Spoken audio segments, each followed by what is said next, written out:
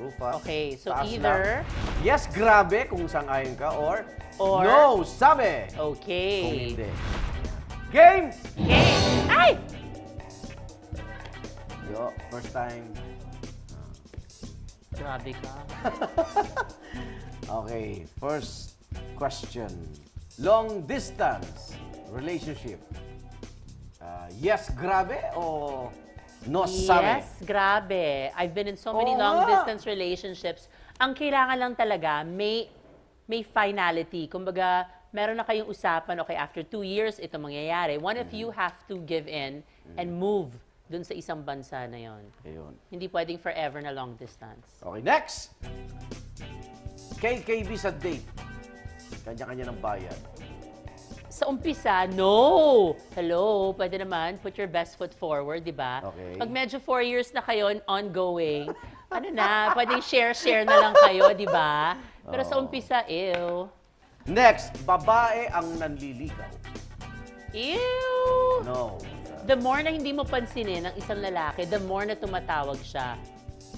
At saka tinuturo ko nga sa mga anak ko, kailangan magpaligaw sila. Kasi ngayon, di ba nowadays, puro Instagram na lang ang ligawan.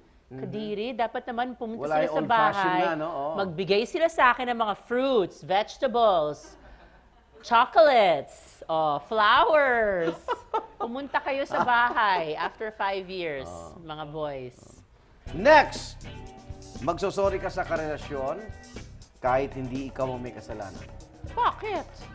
Siya mag-sorry, di ba? Ay, aral yan, oh. I believe in may give and take lagi, pero pag siya may kasalanan, siya mag-sorry. Pag ako naman may kasalanan, ako magsasorry. Pero never ako magiging martyr. Pagiging friends sa ex. Lahat naman sila friends ko. Okay. Next! Pagkakaroon ng house husband, yes or no? House husband. Yung lalaki na iiwan sa bahay. Okay.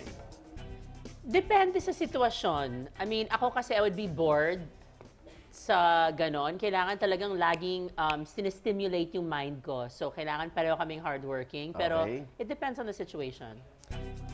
Next, pag-aaya ng date sa social media o yung nauso ka makailang billboard, no?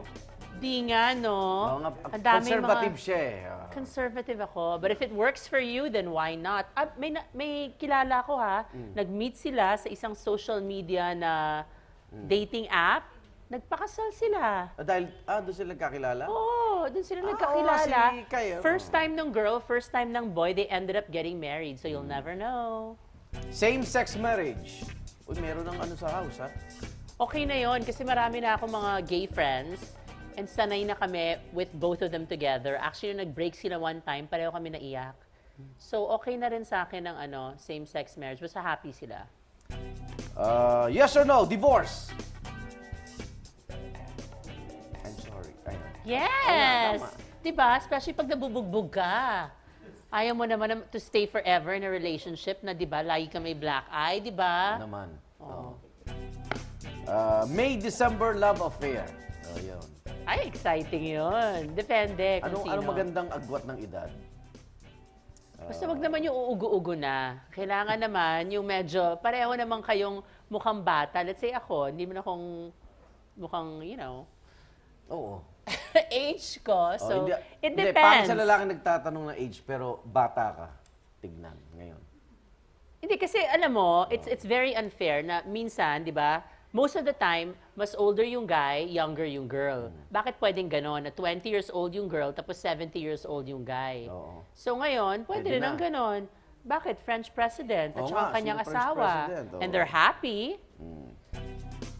Yes or no, pangingalam sa cellphone o mga social media account ng partner mo? There always should be trust. Kung walang trust, get rid of him.